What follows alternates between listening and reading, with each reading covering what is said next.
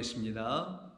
아버지 하나님 감사합니다. 오늘도 새날 주시어서 저희들 모두에게 하나님께서 우리에게 풍성히 베푸실 새로운 은혜가 저희들 모두에게 임하게 하여 주시기를 소원합니다.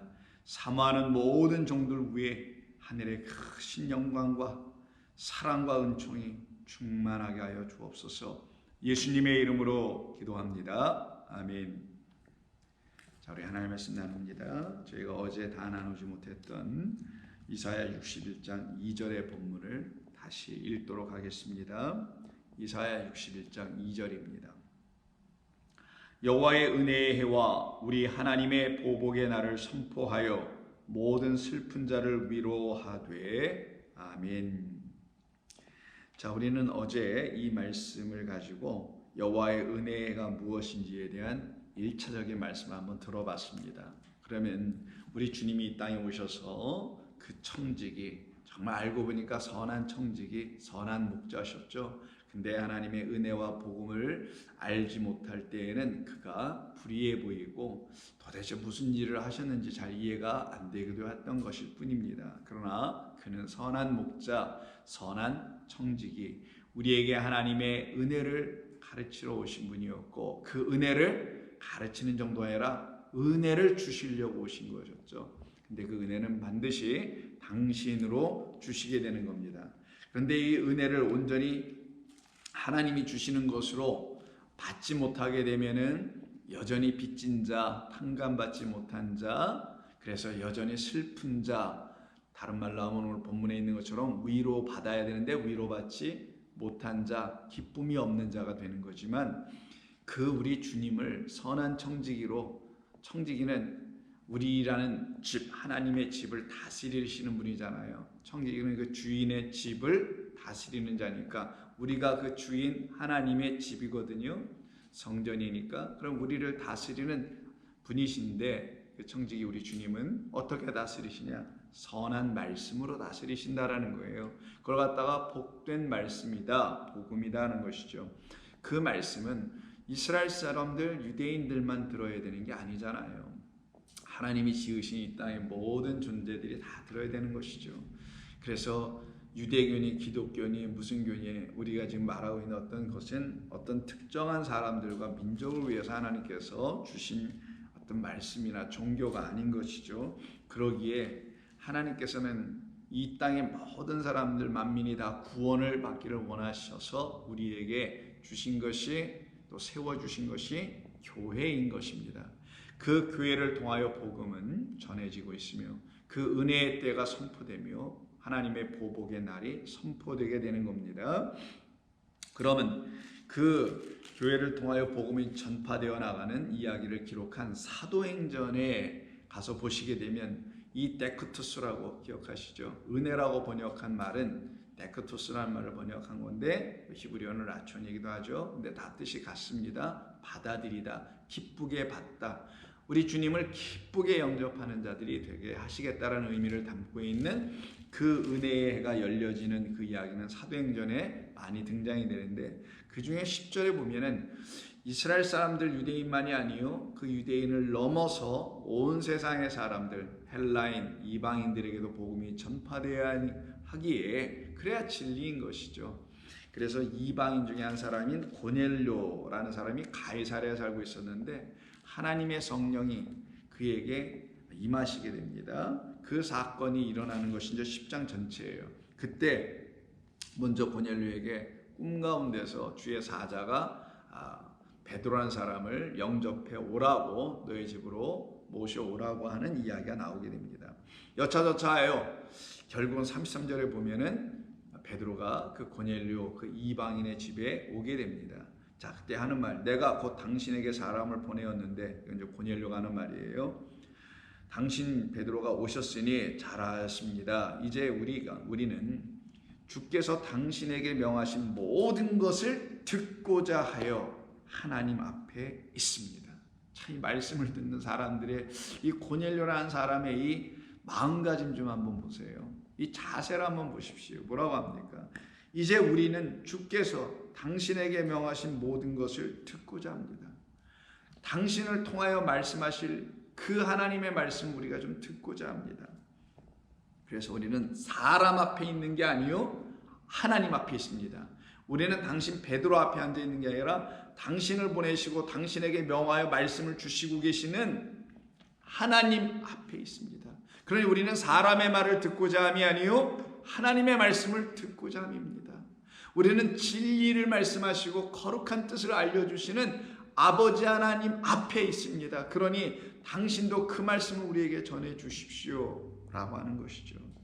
베드로가 입을 열어 말하되 내가 참으로 하나님은 사람의 외모를 보지 아니하시고 각 나라 중 하나님을 경외하며 의를 행하는 사람은 다 받으시는 줄을 이제 깨달았도다 라고 하며 이 고넬료 이방인의 집에 이 고넬료라는 사람의 그 말 한마디, 그 33절 이제 우리는 주께서 당신에게 명하신 모든 것을 듣고자 한다는 이 말에 베드로도 감옥돼요.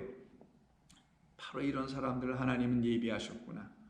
나는 이런 사람들을 내가 찾아 만나는 게 아니라 하나님께서 나에게 만나게 해주심으로 오히려 나의 무지와 수치를, 나의 그 부족함을 다 들춰내시려고 하셨던 거구나. 내가 어떻게 이방인들에게 가서 복음을 전해? 이방인은 우리하고 족속도 다르고 하나님의 백성도 아닌데 그들이 하나님의 말씀을 알아는 듣겠어? 또 하나님의 말씀을 받아는 들으겠어? 라고 하는 자기 이해 속에 빠져 있었던 그에게 하늘에서 보자기에 잔뜩 부정하다고 하는, 먹지 못하다고 하는 그런 짐승들을 잔뜩 내려주시면서 다 먹어라 하잖아요. 그게 뭐겠어요?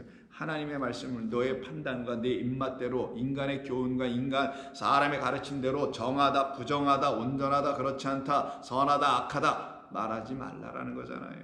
이제 그것을 깨닫고 누구의 말로? 이 고넬료의 그 한마디 말로 우리는 주께서 당신에게 명한 말씀을 반드시 들어야만 하겠습니다라는 이 말씀 앞에 그가 그냥 무너지는 거죠, 베드로가. 그래서 하는 말이 하나님은 나같이 사람을 외모로 보는 그런 하나님이 아니셨네요 라고 자기 고백을 하는 겁니다. 또 자기 부인을 하는 것이죠. 외모로 보지 아니하시고 각 나라 중 하나님을 경외하며 당신처럼 고넬료처럼 의를 행하는 사람은 다 데코마이, 데코토스 받아들이다.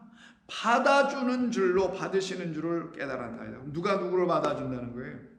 이 이야기 속에서는 보세요. 고넬료가 베드로를 받아들이고 영접하죠. 그런데 사실 그 모든 일을 주관하시는 하나님께서 누구를 받아주세요? 당신을 경외하는 자, 당신의 말씀을 따라 사는 의를 행하는 자, 이들을 하나님께서 어떻게 해요? 그들에게 내가 데코투스 은혜를 부어줄 거야. 그들에게 은혜의 해가 열려지도록 할 거야. 그들은 내가 기뻐, 내가 받아주는 내 백성이다. 내가 그들을 내가 기뻐 받아주는 내 산재물들이다 라는 얘기인 거예요. 그래서 여기서 받아준다라는 제사 용어를 또 쓰게 되는 거예요. 그냥 단순히 환영하고 받아주는 게 아니라.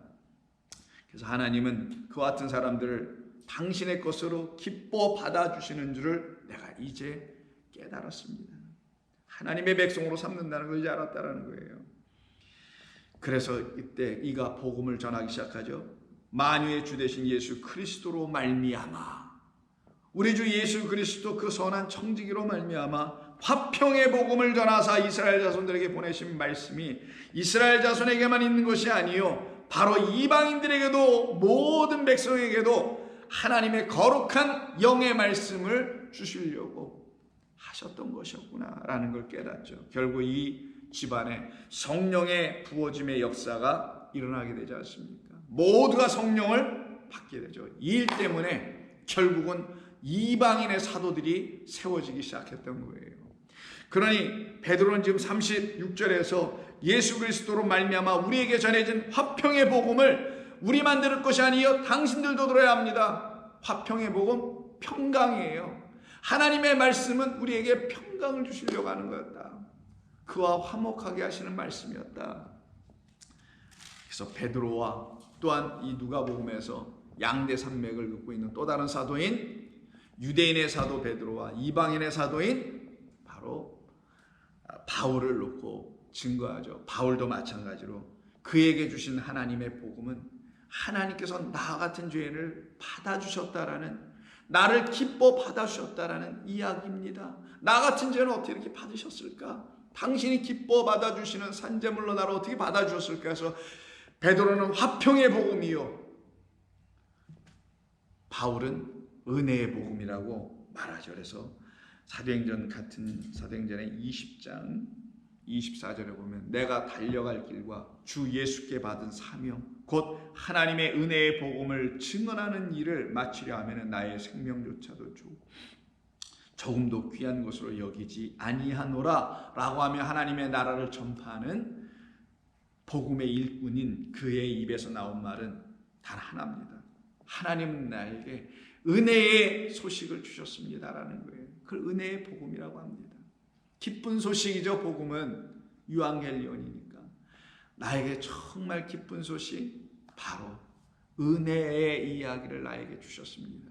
나 은혜 받은 자라는 사실을 알게 해주셨습니다. 은혜는 오직 하나님 한 분밖에 주시는 분이 없습니다. 나는 그분으로 말미암아 은혜의 복음을 듣게 되어 구원받고 살아난 사람입니다 라고 선포합니다. 그러니 그 은혜로 말미암아 하나님이 기쁘게 받으실 자가 되어버린 거죠. 그들 안에 누구 때문에 이렇게 받아요? 예수 그리스도의 복음 때문에 오는 거죠. 예수 그리스도로 말미암아 이루어진 거잖아요. 그 예수 그리스도는 뭡니까? 세상 죄를 지고 하는 하나님께서 우리에게 주신 선물, 어린 양, 그 수풀에 걸린 그 순양 어린 양, 바로 그분을 제물로 하나님의 선물로 넘겨받은 우리가 하나님께 드려야 될 참된 제사의 제물은 바로 그리스도 예수님밖에 없었던 거예요.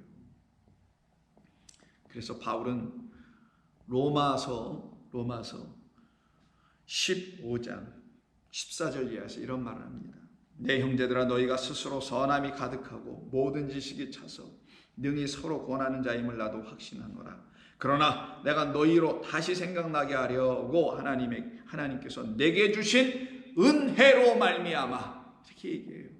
왜냐하면 그에겐 은혜의 새로운 해, 영생을 이루는 하늘의 생명을 가진 그 은혜의 해가, 새로운 해가 시작되었거든요.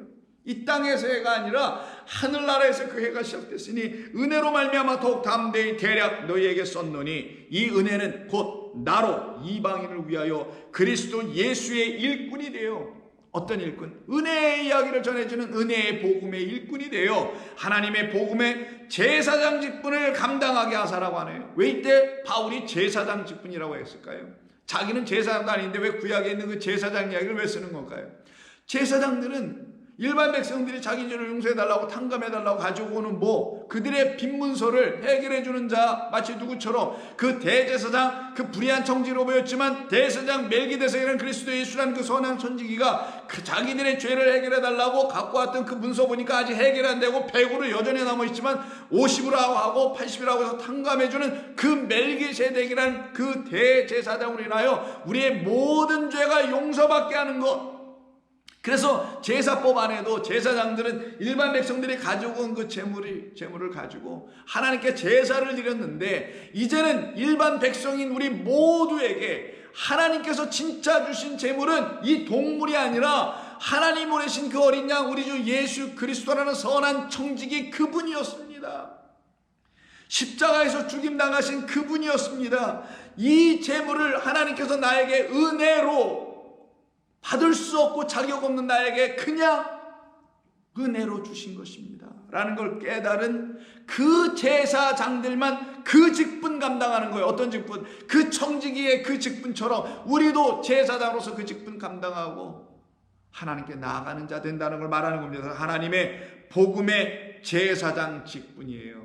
제사의 제사장 직분이 아니라 하나님의 복음은 그리스도란 말이에요. 복음의 비밀은 그 그리스도를 제물로 들고 나가는 그런 하나님이 찾으시는 제사장들로 우리를 만들려고, 유대 율법 안에 있는 제사법 안에 있는 그 제사장, 레위지파 제사장들이 아니라 멜기세덱이라는 대제사장으로 말미암아 제사장 직분을 갖고 있는 우리 모든 일반 성도들, 그 제사장 직분을 하게 하사 이방인을 제물로 드리는 것이 어떤 제물? 산제물로 드리죠. 왜 산제물을 드려요? 우리는 그가 죽음으로 나는 살아났으니 그의 죽음을 들고 나아가는 산제물들 되어 있는 우리, 하나님이 찾으시는 산제물로 이방인을 제물로 드리는 그것, 이게 복음의 일꾼, 이방인의 사도로서의 그 삶이 성령 안에서 거룩하게 되어 받으실 만하게 하려 하십니다.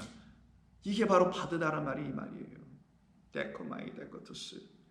하나님의 복음의 제사장 직분을 하게 하사 이방인을 제물로 드리는 것이 성령 안에서 거룩하게 되어 하나님께서 다 받으실 만한, 결국 너희들은 내 은혜를 갖고 있구나 라는 걸 확인하시고 당신께서 이렇게 기뻐 받아주시는 그 은혜, 사실은 기뻐 받아주는 거라죠. 그 은혜 라초는 기뻐 받아주시는 그런 은혜를 가르치기 위해서, 전파하기 위해서 나는 이방인들에게 지금 사도로 쓰임받고 있는 것 뿐입니다 라고 그가 전하고 있는 거예요. 그러면 고넬료의 집에 찾아갔었던 누구? 인도함을 받았던 그 베드로 또한 이런 말을 할 수밖에 없지 않을까요? 그래서 베드로도 똑같이 베드로전서 2장 2절 이하에서 이렇게 말합니다. 당신들은 갓난 아기들 같이 순전하고 신령한 젖을 사모하라. 갓난 아기는 엄마가 주는 그 젖만 물고 거기서 자양분을 얻어서 생명을 얻고 살아가는 자들이잖아요. 그것을 놓고 좀 설명하는 거예요. 갓난아기들처럼 순전 깨끗하고 신령한 젖, 영적인 젖을 사모하라. 이는 그로 말미암아 너희로 구원에 이르도록 자라게 하려 함이라. 그러면 이 신령한 젖이 구원에 이르게 하는 거라네요. 그게 하나님의 영적인 말씀이라는 것이죠. 너희가 주의 인자하심을 맛보았으면 그리하라. 인자하심, 이게 헤세드, 은혜입니다. 하나님이 나 같은 죄인을 살려내셨다라는 그 은혜의 이야기를 맛보았다면 무엇을 통해 맛봐? 젖을 빨다가 맛을 봐. 젖은 그래서 뭐예요? 신령한 말씀이에요. 그 신령한 말씀을 맛보면서 들으면서 깨닫게 해주시는 성령으로 말미암아 이제 인자하심이 무엇인지를 알았다라면 사람에게는 버림바가 되었으나 하나님께는 택하심을 입은 보배로운 산돌이신 누구? 그 예수께 나아가 너희도 산돌같이 신령한 집으로 다시 거룩한 하나님의 처소로 세워지고 예수 그리스도로 말미암아 하나님이 기쁘시게 받으실, 이 단어가 데코투스, 데코마이, 라촌, 은혜의 해라는 거예요. 이게 바로 그들에게는 하나님의 새로운 역사가 나타나더라. 은혜가 나타났다라는 거예요. 누구로 말미암아? 산돌이신 예수 그리스도께 나아감으로. 사람들에게는 버림받았으나 하나님에게는 택하심을 입었던 그분에게 나아가서 신령한 집으로 세워지고 예수 그리스도로 말미암아 하나님이 기쁘시게 받으실 신령한 제사를 드릴 수 있는 거룩한 제사장이 될지라.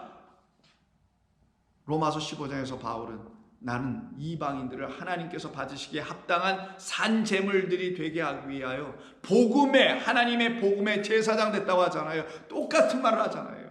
우리 모두도 바울처럼 베드로처럼 누구처럼, 즉 하나님의 백성, 그 은혜의 해를 입은 그들처럼 똑같이 저와 여러분들도 바로 하나님이 기쁘시게 받으실 산제사, 신령한 제사에게 영적 제사, 바로 우리 주 예수 그리스도의 그 어린 양을 나의 죄를 탕감해 주시기 위해서 보내주신 하나님의 선물임을 깨달아 알고 그 선물로 오신 그분이 내게 무슨 말씀을 해주셨는지를, 그 말씀을 들어 알게 될 때 진리에 이르게 되고 평안의 복음을 갖게 되고 은혜의 복음을 듣게 된단 말이에요. 그런 거룩한 제사장이 될지니라. 그러면 이 거룩한 제사장이 된 우리는 처음부터 이렇게 됐나요? 아니죠. 그 하반 10절을 보시면 너희가 전에는 백성이 아니더니, 어떤 백성? 은혜의 해가 이루어지고 보복의 날이 완성 역사된 그런 백성들이 아니었더니 이제는 하나님의 백성이요 전에는 은혜를 얻지 못하였더니 이제는 긍휼을 얻은 자이니라. 이들을 놓고 누구라고 한다고요? 거룩한 영적 산제물을 하나님께 드릴 수 있는 제사장들이라고 하는 거예요. 그래서 9절, 그러나 너희는 택하신 족속이요 왕같은 제사장들이요 거룩한 나라요 그의 소유가 된 백성이니 이는 너희를 어두운 데서 불러내어 그의 기이한 빛에 들어가게 하신 이의 아름다운 덕을 복음을 전하는 자들로 세우려 하심이라. 그러니 로마서 12장에 우리 여러분 잘 아시는 1절, 그러므로 형제들아 내가 너희 내가 하나님의 모든 자비하심으로 너희를 권하노니 너희의 몸을 하나님이 기뻐하시는 거룩한 산제물로 드리라. 그럼 하나님 기쁘시게 받으실 거라는 거죠. 누구와 붙어있는 우리로?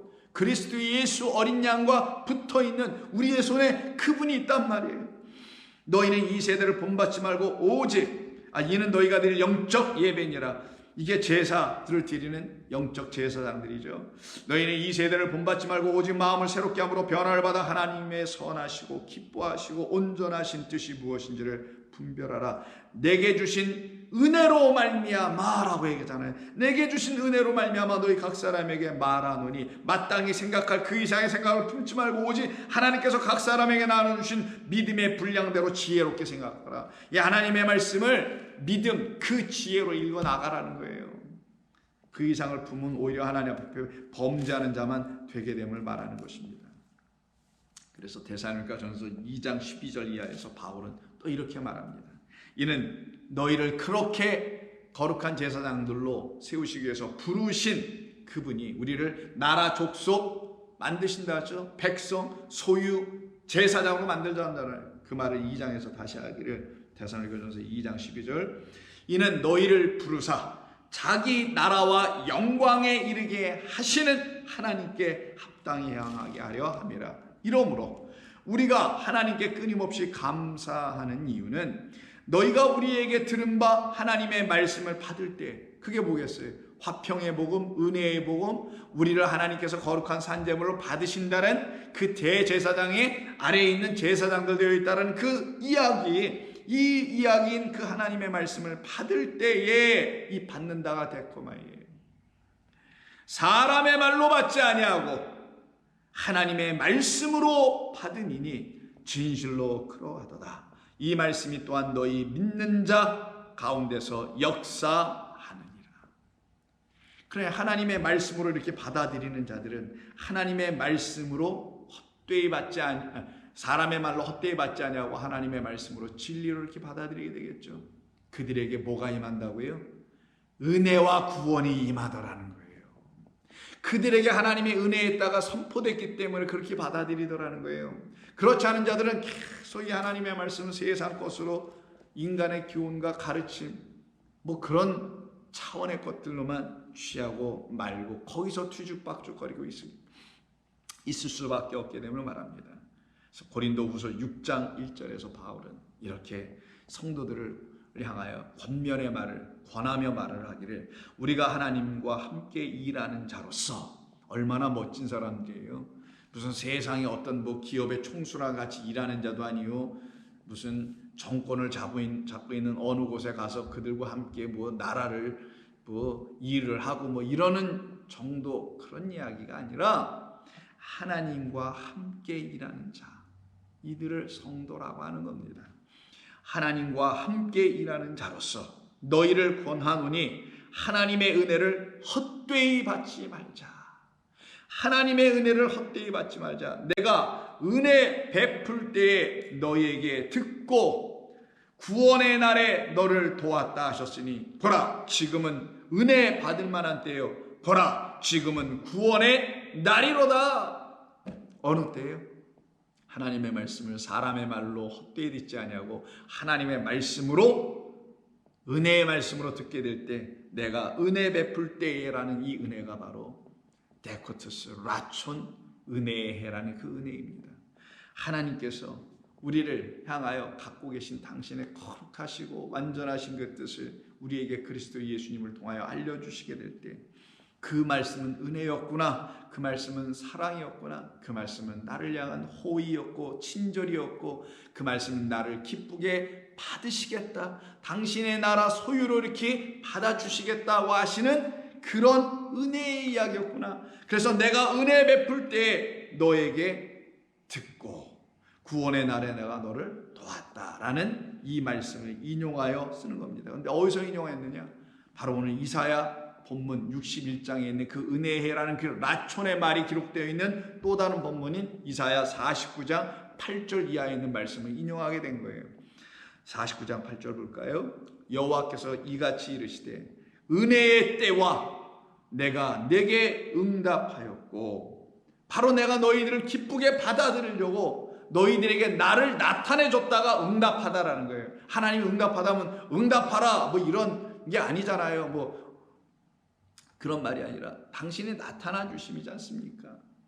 그러니까 여호와께서 이와 같이 이르시되 은혜의 때에 내가, 오늘 본문은 은혜의 해라고 했잖아요. 은혜의 해, 은혜의 때 다 같습니다. 하나님이 개입하시는 그때 내가 네게 응답하였고 구원의 날에 내가 너를 도왔도다. 오늘 본문에서는 구원의 날 대신에 보복의 날이죠. 그 보복의 날이 우리 가운데 이루어지면 우리 안에 있는 원수는 쫓겨나가고, 왜? 보복은 원수를 쫓겨나가고 대적을 물리쳐내는 게 보복하심이니까.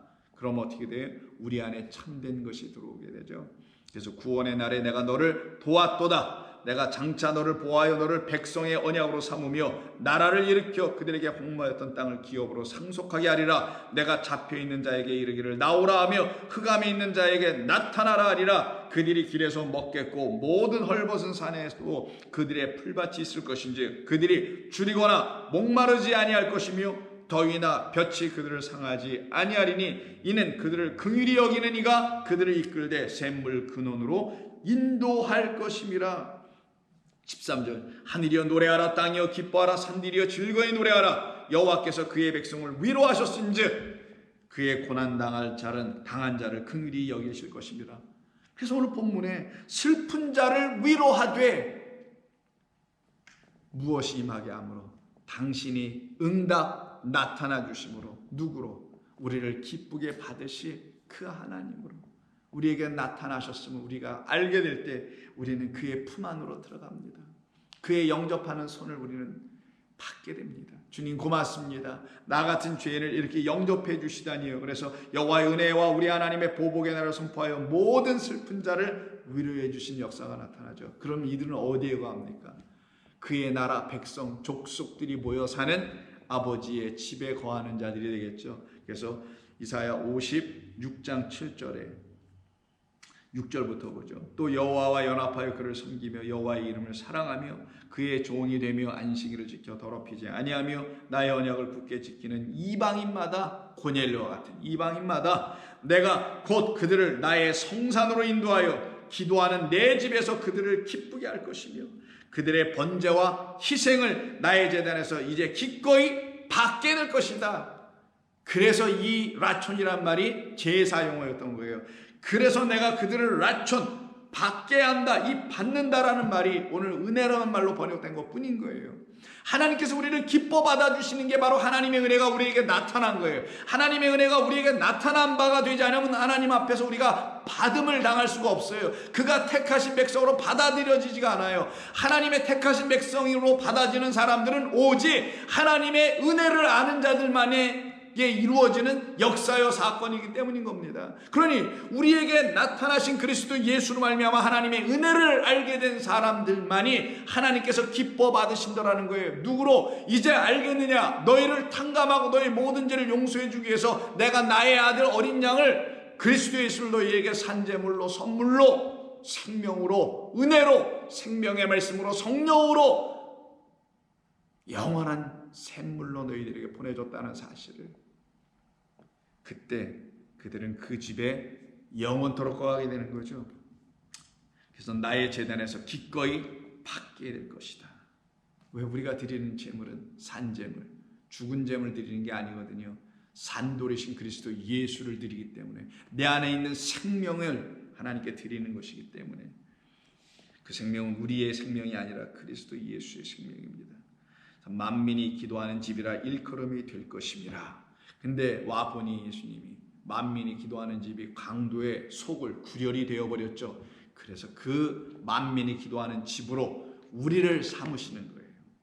우리가 바로 만민들, 이 땅에 있는 만민들이 하나님의 영광과 그 뜻을 알고는 프로시쿠마이, 그것을 구할 수 있는 자들로 우리를 통해서 하나님의 복음을 선포할 수 있도록 우리를 만민의 기도하는 집으로 삼겠다는 얘기입니다. 그러니 인간이 세운, 사람의 말로 가르치고 있는 율법 성전이라는 그 성전은 무너지고, 즉 세상 종교와 세상 지혜와 현자들이 말하고 세우는 어떤 구축해 놓은 것들은 다 결국 무너질 것이며, 오직 이 땅 만민이 다 구원받기를 원하시는 하나님의 그 소원을 가지고 부르짖고 그것을 선포하고 있는 하나님의 백성들, 그들을, 우리를 하나님이 거하실 만민의 집, 성전, 거룩한 전, 성령의 전으로 취하시겠다라는 거예요. 그 초소로 우리를 취하시겠다라는 거죠. 그걸 위해서 이 땅에 오셔서 저 성전을 무너뜨리라. 그리고 어떻게 하자? 내가 다시 세우리라. 그게 우리 하나님이 하시는 무슨 날? 구원의 날. 무슨 날? 보복하시는 날이에요. 그럼 하나님의 보복이라는 게 뭐겠어요? 그냥 단순히 뭐 안갚음, 보복하고 이러는 것일까요? 아닙니다. 거짓된 것으로 횡행하고 가득한 참된 말로 하나님의 백성을 구원해내는 곳이 아닌 그곳, 대적자들로 가득한 그곳, 원수들로 가득한 그곳을 보복해버리기 위해서 이 땅에 오셔서 우리 주님이 하신 일이 뭐라고요? 무슨 싸우시고 이러는 일? 아니죠. 그런 보복? 아니죠. 그런 retaliation이라고 하는 안갚음, 내가 꼭 그냥 갚고 말을 거야. 이런 겁니까? 우리의 뜻대로 안 된 거 우리 하나님 오셔서 다 해주실 거야. 이런 거겠어요? 대리만족? 뭐 이런 겁니까? 아니죠. 그는 저 성전을 무너뜨리라. 내가 사흘 만에 다시 세우리라. 이는 그의 몸, 육체를 놓고 말함이라. 당신의 죽으심, 당신의 몸에 십자가에서의 매달리심, 그것으로 어떻게 하시겠다고요? 거짓과 부정의와 불의와 악함을 제거해버리고 하나님의 말씀을 듣고 의로워지며 온전해지고 거룩해지는 당신의 백성들로 바꾸어 삼아나시겠다. 그날이 바로 보복의 날인 것입니다. 그 보복의 날을 저와 여러분들이 받아내야 되는 거예요. 경험해야 되는 거예요. 그럼 이 보복의 날을 우리에게 주시려고 우리 주님이 이 땅에 오신 거잖아요. 그 보복의 날은 우리에게 있는 그 원수, 대적, 마귀, 거짓된 영, 더러운 말, 이것을 제거해 버리시는 것, 그걸 갖다가 뭐라고 한다고요? 성전의 무너짐. 성전은 누구의? 우리들. 우리가 어떤 성전이 됐다는 거예요? 강도의 구렬, 강도들이 가득한 그런 성전으로 있었다는 거예요. 그런 우리 육체를 어떻게 해요?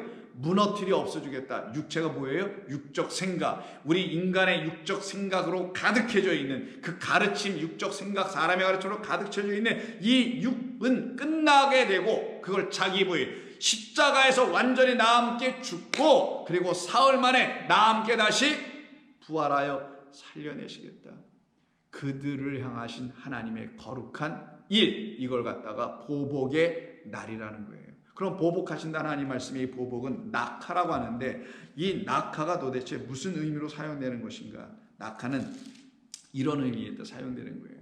수많은 예가 있습니다만 예레미야 5장에 있는 말씀을 한번 볼게요. 예레미야 5장을 보면 1절 이하에 이렇게 당시 이스라엘 백성들의 상태, 그것도 영적 상태를 이렇게 보여줍니다. 너희는 예루살렘 거리로 빨리 다니며 그 넓은 거리에서 찾아봐라. 그리고 알아봐라. 너희가 만일 정의를 행하는 자가 있거나 진리를 구하는 자를 한 사람만이라도 찾으면 내가 이 성읍을 용서하리라. 어디서 많이 들어본 거죠? 소돔 땅 아닙니까? 아브라함이 구하잖아요. 의인이 있는데 왜 멸망시키십니까?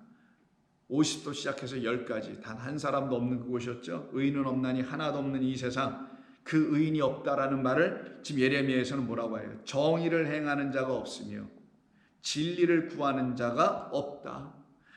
정의, 진리 같은 말인데 하나님의 말씀을 참된 것으로 구하는 자가 없는 이 성읍은 내가 용서하지 않을 거야. 그럼 어떻게 하시고? 멸망시키시든지 뭐 하시겠죠. 2절 그들이 여호와께서 살아계심을 두고 맹세할지라도 실상은 거짓 맹세니라. 그래서 너희는 맹세하지 말라. 너희들이 하나님의 말씀을 참되게 갖지 않은 상태에선 아무것도 맹세하지 말라. 가지면 오히려 맹세하지 않게 될 것이다. 그 말씀의 뜻이 무엇인지 알아들으면 맹세는 하나님께서 당신 자신에게 당신이 걸어놓은 언약을 맹세시킨 것이라는 것을 너희들은 알게 될 거다. 너희는 도무지 맹세하지 말라 라고 산상순에서도 가르쳐 주시잖아요. 근데 이들이 계속 맹세하고 또 맹세시키네요. 맹세를 시키니까 백성들이 전부 다 맹세할 거냐. 하나님 우리 이렇게 할게 라고 맹세를 합니다. 그걸 갖다가 뭐라고 해요? 거짓 맹세, 거짓 헌신, 거짓된 영광이라고 하는 거예요. 그것은 다 어디서부터 기인해서 온 것이냐? 알고 보니 1절에 있는 진리를 구하지 않음, 정의를 행하지 않으면서 왔다라는 거예요. 진리가 없는데 어떻게 정의를 행할 수 있겠어요? 이 상태에서 하나님의 법을 자기들은 안다 하고 있으나 그들은 하나님의 법을 알지 못하는 자들이었다라는 걸 4절 내가 말하기를 이 무리는 비천하고 어리석은 것뿐이라 여호와의 길 곧 자기 하나님의 법을 알지 못하니 내가 지도자들에게 가서 그들에게 말하리라. 그들은 여호와의 길 자기 하나님의 법을 안다 하였으나 그들도 일제히 멍에를 꺾고 결박을 끊은지라.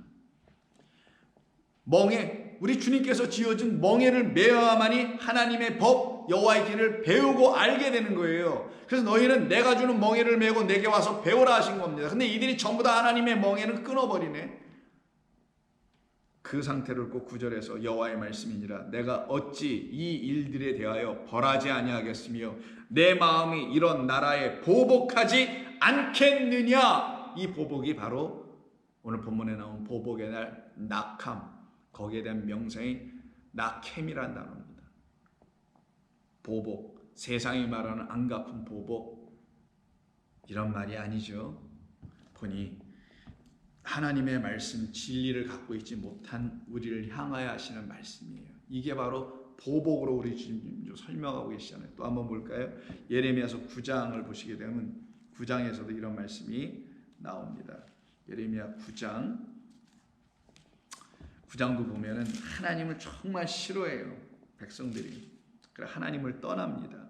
그래서 그 말씀을 3절에서 표현했는데 여호와의 말씀이라 그들이 활을 담긴 같이 그들의 혀를 놀려 거짓을 말하며 활을 당겨 쐈어요. 근데 거짓을 쏴요. 그러니 어떻게 관역에 맞지 않겠죠. 이걸 갖다가 죄라고 하는 거예요.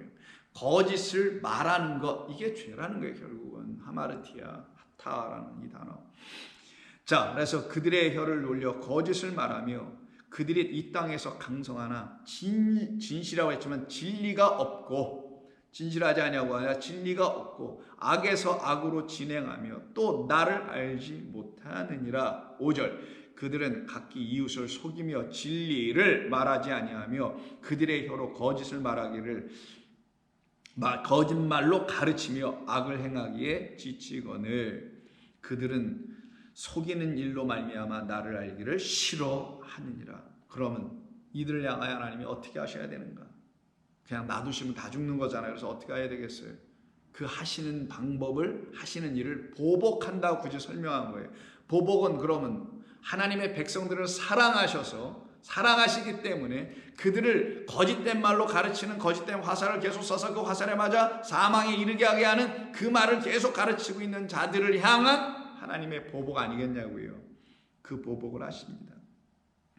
그 보복을 이루시는 이야기를 그래서 7절 이하에서 그러므로 만군의 여호와께서 이와 같이 말씀하시되 보라 내가 내 딸 백성을 어떻게 처치할고 그들을 녹이고 연단하리라. 이게 사실 하나님의 보복이에요.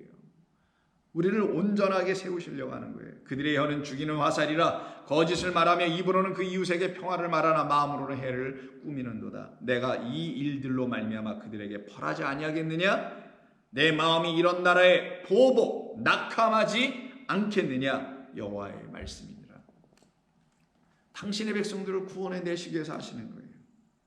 그래서 하나님께서 그들을 향하여 보복하시는 하나님처럼 이렇게 말씀하시는 겁니다. 15장도 볼까요? 15장 15절을 보면은 그 앞에서는 전부 다 앞뒤로 하나님의 말씀을 제대로 갖고 있지 못한 상태의 백성들에 대한 이야기입니다.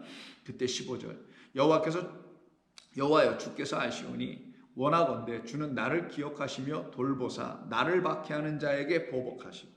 그러면 박해가 뭘까요? 박해한다라는 말이 뭘까요? 하나님의 참된 말씀으로 찾아오지 않고 거짓되고 가늠케 하고 우상 숭배하는 말들을 가지고 그것으로 백성을 가르쳐서 그것으로 하나님을 섬기라라고 하는 자들의 행위가 박해입니다. 그것을 받고 있으면 백성들이 그것을 받고 있으면 박해받는 자들이 되는 거예요. 그들을 보복해 주세요 라고 하기합니다. 왜? 16절 만군의 하나님 여호와여 나는 주의 이름으로 일컬음을 받는 자 아닙니까? 내가 주의 말씀을 얻어 먹은 자 아닙니까? 그 말씀은 내게 기쁨과 나의 마음을 즐겁게 하고 있는데 그 말씀이 아닌 다른 말을 가지라고 계속 나를 박해하고 있네요. 그들을 향하여 보복해 주세요. 그럼 그들의 말과 이 예레미야 말이 다르다라는 거잖아요. 예레미야 말은 주의 말씀을 얻어먹었대잖아요. 그 입에서 나오는 떡으로 얻어먹었다라는 거잖아요. 근데 그 말씀이 나에겐 기쁨을 주고 내 마음을 즐겁게 해주는 말씀인데 이들은 나를 슬프게 하고 나를 근심되게 하는 그런 말들로 나에게 계속 주는 거짓된 말, 이걸 갖다 뭐라고 하냐? 이게 바로 비진리인, 먼지인, 박해하는 말들이라는 거예요. 그래서 이 예레미야는 그와 같이 하나님을 찾고 부르짖고 기도하며 구했던 것입니다. 이 상태에 있는 이런 백성들을 향하여 하나님께서 하시는 일이 뭡니까? 그냥 내버려 두시는 건가요? 아니죠. 그래서 내가 내 아들을 보낼게. 나를 내 아들로 보내줄게. 내 아들 안에다가 나를 담아서 보내줄게. 그럼 그 아들은 곧 나야. 나를 담고 온 자야. 나는 영이기 때문에 보이는 육으로 갈 수가 없으나 내가 내 아들을, 내 영을 담은 아들 그리스도로 내가 너희에게 보내주어서 그로 말미암아 너희들을 온전하게 내가 세워줄 거야 라고 말씀하는 거예요. 그 세우는 방법은 보복함으로. 그래서 이사야 1장 21절 이하에서 이런 말씀이 나옵니다. 신실하던 성읍이 어찌하여 창기가 되었는고. 이게 강도의 구렬이에요. 바로 정의가 거기에 충만하였고 공의가 그 가운데 거하였더니 이제는 살인자들 뿐이라, 강도들 뿐이라 하나님의 말씀을 가지고 전부 다 살인하는 것만 하고 있더라는 거예요. 이 상태에 있는 그들을 향하여 하나님께서 뭐라고 하시나? 24절. 그러므로 주 만군의 여호와 이스라엘의 전능자가 말씀하시되 슬프다. 내가 장차 내 대적에게 보응하여 내 마음을 편하게 하겠고 내 원수에게 보복하리라.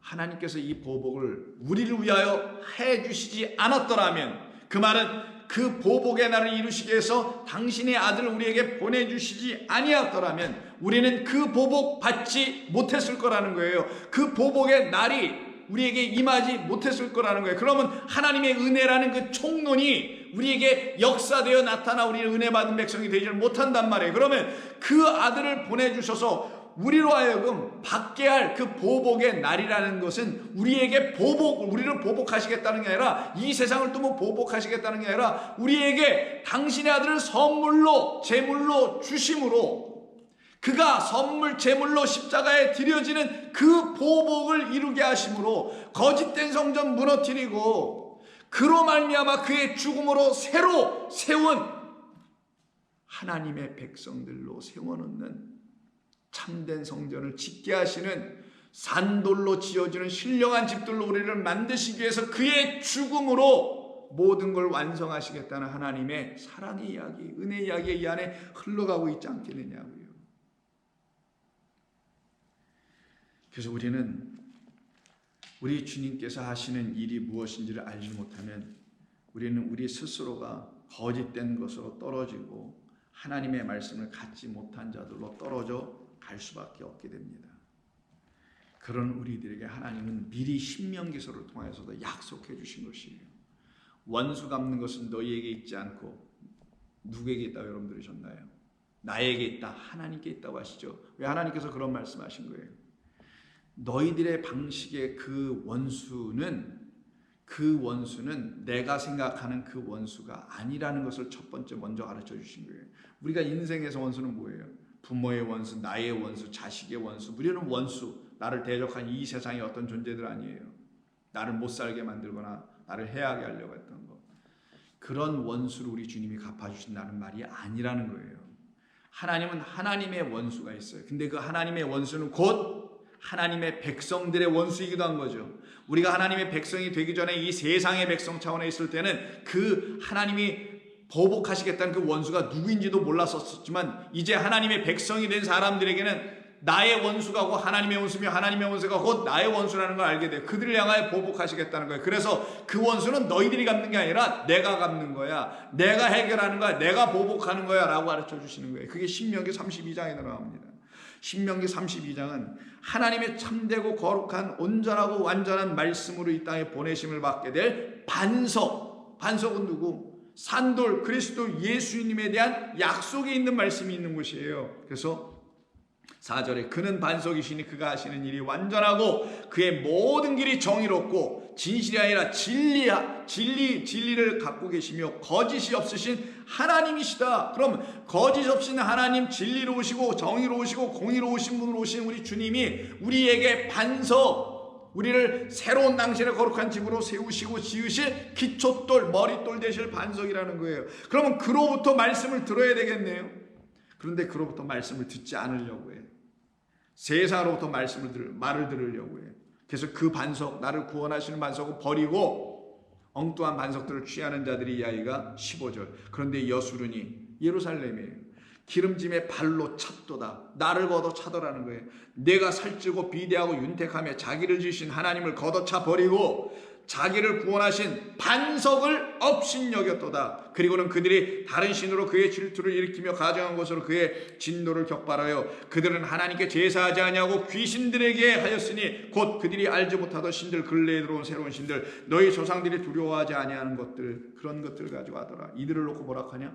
패역한 세대, 진리가 없는 자녀. 20절 그가 말씀하시기를 내가 내 얼굴을 그들에게 숨겨 그들의 종말이 어떠함을 보리니 그들은 심히 패역한 세대요 진리가 없는 자녀이들이다. 이들을 향하여 하나님께서 하시는 일은 보복입니다. 이들을 이렇게 만들어놓은 그 원수를 향하여 하나님께서 보복하시겠다라는 거예요. 그래서 31절 진실로 그들이 반석이 우리 반석과 같지 아니하니 우리의 원수들이 스스로 판단하는도다. 그럼 엉뚱한 반석 위에다가 그럼 모래나 가잖아요. 그 위에다가 거짓된 집을 짓고 있는 자들에 대한 이야기죠. 이때 35절 하나님께서 드디어 갚으신단 말이 나옵니다. 보복하시는 이야기가 나와요. 그 거짓된 반석은 깨어버리시고 참된 반석 우리에게 주시겠다라는 거죠.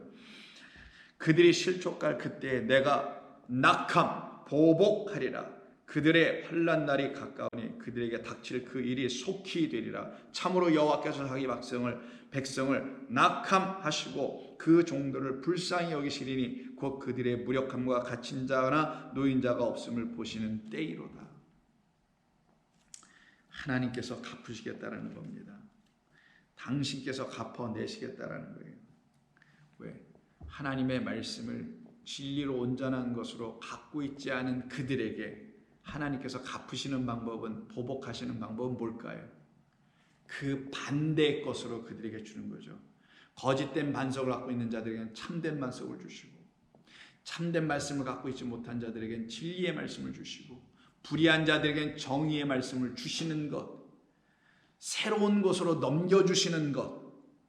그래서 이 낙함이라는, 보복하다라는 말은 헬라어로 뭐라고 하냐면 안티 아포디돔이라고 합니다. 안티는 반대의 것, 거기에 맞대어 있는 것이겠죠. 비진리에, 진리가 아닌 것에, 거짓된 말에, 거짓된 성전에, 거짓된 하나님에 맞대어서 있는 참된 성전, 참된 말씀, 참된 하나님으로 보복하겠다. 참된 하나님으로 안티니까 참된 하나님이 이 거짓된 하나님의 반대가 되는 거겠죠. 이들은 이것만 갖고 있으니까 여기에 반대된 것으로 주겠다는 거야. 하나님은 그게 하나님의 보복이에요. 뭘 원수 갖고 이러는 게 아니라 너희들이 갖고 있는 이거에 반대되는 거, 너희들은 비진리를 갖고 있는데 참된 진리 하나님, 그 하나님의 말씀 너희에게 넘겨주겠다. 그래서 아포디돔이 넘겨주다라는 거예요. 그 아포디돔은 또 언제 쓰는 거냐? 우리 주 예수님을 잡으러 올 때 있죠. 겟세마네 동산에. 그때 잡아서 대제사장들에게 넘겨주다. 이게 아포디돔이에요. 그럼 아포디돔은 뭡니까? 하나님이 참된 것으로 이스라엘 백성들에게 주신다라는 뜻이에요. 누구? 예수 그리스도는 하나님으로 계신 참 진리이시니 그는 길이요 진리요 생명이니 이 길과 진리 생명을 갖고 있지 못한 이쪽 편에 있는 것에 대한 반대, 안티로. 근데 안티가 부정적인 의미의 안티가 아니라 이 부정한 것에 대한 안티니 거룩한 것일 거 아니겠어요? 거룩한 길과 진리와 생명으로 오신 그리스도 예수를 아포디돔이 그 땅의 제사장과 그 성전에다 넘겨주더라. 그리고 그 제사장들 손에다 주고서는 이게 진짜, 이가 진짜 하나님이 보내신 참된 선물, 참된 제물이야. 이 제물을 그들에게 산 제물로 드리게 하겠다. 이걸 보복의 날이라고 하는 거예요. 근데 그것을 진리로 받지 못하고 여전히 율법, 제사, 인간의 방식, 이 땅에 뭔가를 해야 해, 이런 걸로만 받고 있으면 그들은 계속 진리에 거하지 못하고 진리를 아는 그 지식을 갖지를 못하게 되죠. 그래서 히브리서 10장 26절 우리가 진리를 아는 지식을 받은 이후에, 그 말은 뭐예요? 그 전에 그런 일이 없는 적도 있었다는 거잖아요. 언제가 없고 언제가 있는 겁니까? 진리의 지식을 갖게 되는 게 언제 전후가 있을 거 아니겠어요? 전과 후를 나누는 것은 마치 AD와 BC를 나누는 것이 우리 그리스도 예수님인 것처럼, AD가 뭐예요? 새해. 이게 뭐예요? 은혜의 해. 그럼 BC는 뭡니까? 전부 다 율법의 해. 하나님의 은혜의 복음을 가지고 이 땅에 오시는 그리스도 예수님으로 말미암아 진리를 알게 하는 지식을 받은 이후 그 우리들은 짐짓 죄를 범한 즉 다시 속지 않은 제사가 없을 것이고, 우리는 무서운 마음으로 심판을 기다리는 것과 대적하는 자를 태울 맹렬한 불만이 있으리라. 모세의 법을 폐한 자도 두세 증인으로 말미암아 불쌍히 여김을 받지 못하고 죽었거든. 하물며 하나님의 아들을 짓밟고 자기를 거룩하게 한 언약의 피를 부정한 것으로 여기고 은혜의 성령을 욕되게 하는 자가 당연히 받을 형벌은 얼마나 더 무겁겠느냐. 그러나 너희는 생각하라. 그게 바로 우리였다라는 걸 생각해라. 원수 갚는 것이 내게 있으니 내가 갚으리라 하시고 또 다시 주께서 그 백성을 심판하리라. 이때 원수 갚는 것이 내게 있다는 이 말이 신명기 좀 전에 우리가 읽은 그 본문을 인용하고 있는 것입니다. 그럼 우리로 하나님께서 당신의 백성으로 우리를 삼으시려고 하시는 그 이야기는 당신께서 보내신 우리 주 예수 그리스도를 통하여 하나님이 원하시는 그 원수 갚음이라는 보복, 그 보복의 날을 어떻게 이루시는 거냐? 당신의 죽음으로 이루시겠다라는 거예요. 그래서 로마서 5장을 한번 볼까요? 그래서 로마서 5장에 원수들을 향한 하나님의 보복은 어떤 것인지, 그 원수가 누구인지 알려줍니다. 8절 우리가 아직 죄인 되었을 때 그리스도께서 우리를 위하여 죽으심으로 제물되어 주심으로 하나님께서 우리에게 대한 당신의 자기의 사랑을 확증하셨느니라.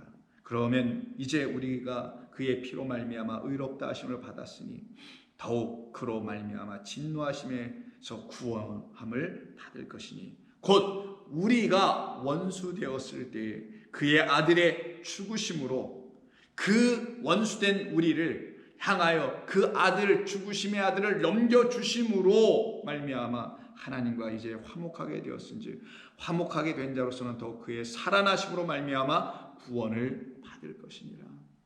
그래서 우리는 그 우리 주님을 하나님이 우리에게 주시는 선물로 이렇게 넘겨받은 사람들이 된 겁니다. 그 재물을 넘겨받고 우리는 그 재물 어린 양을 갖고 있는 자들이에요. 그게 우리에게 증거요 표적입니다. 우리가 하나님 앞에 내세울 건 이거밖에 없어요. 들고 나갈 것은 그리스도 예수라는 생명밖에 없다라는 것입니다. 그것을 들고 나가는 자들에게 하나님께서 그런 우리 한 사람 한 사람 우리를 위해서 보복의 날을 이루신 것이며 다 갚아주신 것이며 다 갚아 페이백해 주셔서 다 넘겨주셔서 무엇을? 당신의 거룩한 진리의 말씀을 다 넘겨주셔서 우리로 하여금 이제는 하나님의 은혜의 말씀을 헛되이 받지 아니하고 내가 은혜 베풀 때에 너에게 듣고 구원의 날에 너를 도왔다 하신 것처럼 보라 지금은 은혜 받을 만한 때요 보라 지금은 구원의 날이로다 라는 이 말씀이 저와 여러분 모두에게 이루어져 이제 우리에게 있었던 슬픔들이 이제는 이 말씀을 통하여 위로받아요. 슬픔은 뭡니까? 세상살이의 슬픔? 그것도 슬픔 맞아요. 그러나 진짜 슬픔 뭡니까? 내가 구원을 받아야 하는데 영생을 얻어야 되는데 내 힘과 수고로 안 된다는 걸 알았을 때 1차 슬픔이 온 거예요. 근데 거기에 대한 위로가 오네요. 어떤 위로? 이 모든 것을 하나님의 은혜로 말미암아 우리가 구원을 얻게 하시는데 무엇으로? 나를 위하여 생명 내어 주신 우리 주 예수 그리스도의 그 생명은 그의 육신의 생명이 아니라 하나님의 말씀이라는 생명의 말씀을 주는 걸 생명주심이라고 하는 거예요.